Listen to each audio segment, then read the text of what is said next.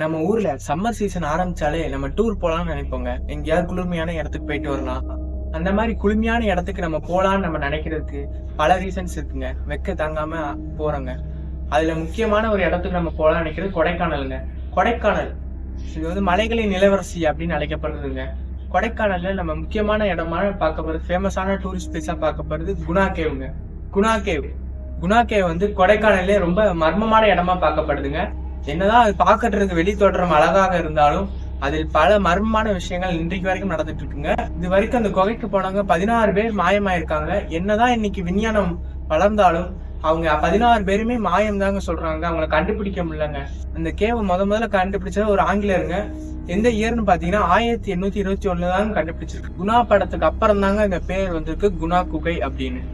குகைனா என்னங்க? நம்ம குகைனா நமக்கு என்னங்க தோணும்? முதல்ல குகைனா ரொம்ப பாழடைஞ்சு ரொம்ப யாரும் போக முடியாம அப்படிதான் இருக்கும், நம்ம எல்லாருமே நினைச்சிட்டு இருப்போம். ஆனா இந்த குகை கொஞ்சம் விசித்திரமான குகை தாங்க.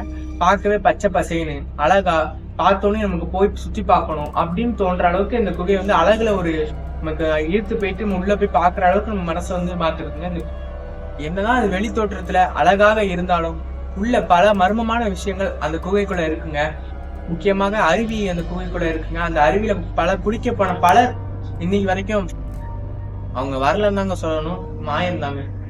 இந்த குகை பக்கத்துல சுத்தி வாழ்ற மக்கள் ரொம்பவே அச்சத்தோட அதை ஒரு சாத்தானின் சமையல் அறையா தாங்க பாக்குறாங்க. அத வந்து அங்க போனா உயிர் பிழைக்க முடியாது அப்படின்னு தாங்க அவங்க நினைச்சுக்கிட்டு இன்னி வரைக்கும் இருக்காங்க. அந்த சைடு அவங்க போறதே இல்லைங்க. வெளியூர்ல இருந்து வர்றவங்களை தவிர, வெளியூர்ல இருந்து வர்றவங்க தான் டூரிஸ்ட் பிளேஸ் ஆசைப்பட்டு அங்க போறாங்க. மத்த உள்ளூர்காரங்க யாருமே அந்த பக்கம் எட்டி பாக்குறதே இல்லைங்க.